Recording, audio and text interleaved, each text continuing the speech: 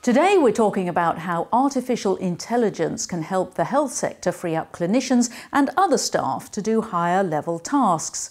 Many organisations in the sector are embracing AI. It's already happening in a number of pilot schemes in the National Health Service in the UK, and early results show it saves both time and resources.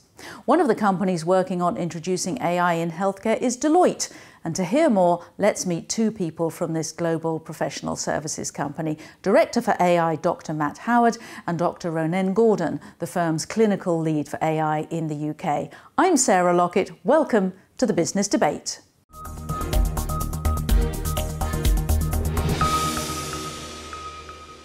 Matt and Ronen, welcome to the London Stock Exchange studios. Hello. Hi. So, AI is a hot topic in many different industries at the moment. What particularly do you think it can add to health?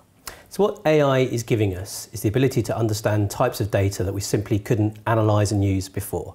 So suddenly we can use image data, we can use unstructured text in medical notes, we can use sound data, and it all becomes consumable and usable in a way that previously it was effectively dark to us. So now, suddenly, we can use data that's buried in medical records, potentially at massive scale, combine that with more traditional data sets, and really start to change the game, actually, in how we use data in the healthcare system. And Ronen, healthcare systems around the world face challenges, some of them the same, some of them different. What issues are you looking to AI to help with? That's it, Sarah. We have an ageing population, and as people get older, they have more long-term conditions, and that presents quite a burden to any health service, really. Alongside that, we're having to deliver healthcare in a far more economical way. Against the backdrop of some workforce challenges, it's harder and harder to recruit doctors and nurses. So in short, we all need to do a lot more with a lot less, and we're looking to innovations such as AI to be able to do that. And Matt, what sort of functions is AI doing in your pilot schemes that you've got going in the NHS in the UK? It's what you're calling middle office functions. Now, what is that? So we're absolutely focusing on some of the productivity challenges that face the NHS. So processing patient data, processing patients through the system as effectively as possible. So this is all about helping to speed up how patients move through the system, help patients get onto the correct pathways more quickly and effectively, and really at its heart, free up resource and clinical time to focus on the frontline activities rather than being burdened with administrative activities in the background. And does this mean that the algorithms can read doctors' writing? Not yet. We'd love them to be able to go all the way back and read the original doctor's notes, but sadly that is quite a challenge. However, those technologies are getting better all the time. And Ronen, we hear that AI is being used to read scans and things like this, which is all very headline grabbing, and coding patient pathways is perhaps not as sexy as that, but what does it mean for patients? That's right. There's amazing things being done with radiology or big data to actually be able to predict outcomes for patients. But what we're finding in our work is that actually looking at the administrative processes within hospitals also has a direct impact on patient outcomes. In the work we've done with referral triage, we're seeing up to a 2-day reduction in referral time. And when we're looking in the UK at a 2-week wait for a cancer patient, 2 days is substantial. Really interesting. We don't need to just take your word for it. We're going to hear now from one NHS Medical Director that you've been working with. So let's hear what she has to say. The work we've been undertaking with Deloitte has been to look at some of our referral processes in gastroenterology and say, how could we streamline that?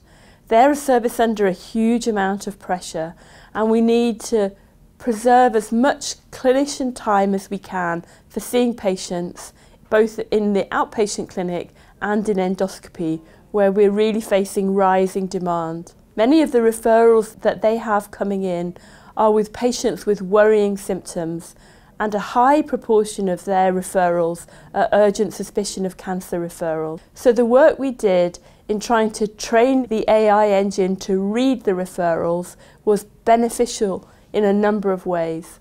We found that the machine could really learn to read high quality referrals and the urgent suspicion of cancer referrals in a quite straightforward and very predictable way, and could get it right almost every time to put those referrals into the right queue.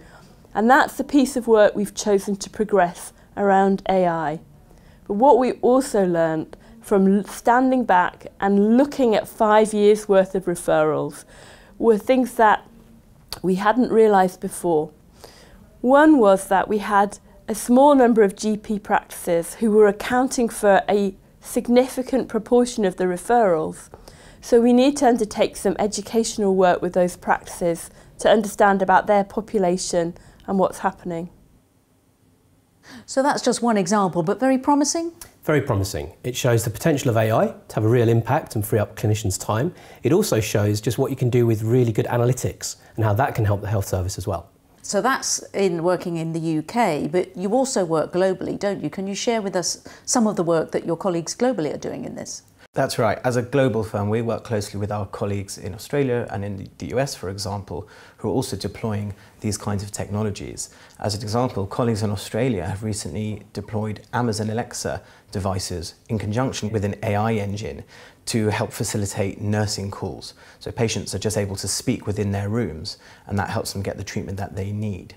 What we get from that is some interesting learning around different health ecosystems and, for example, how easy data access can be, and also how funding is available differently depending on your health ecosystem.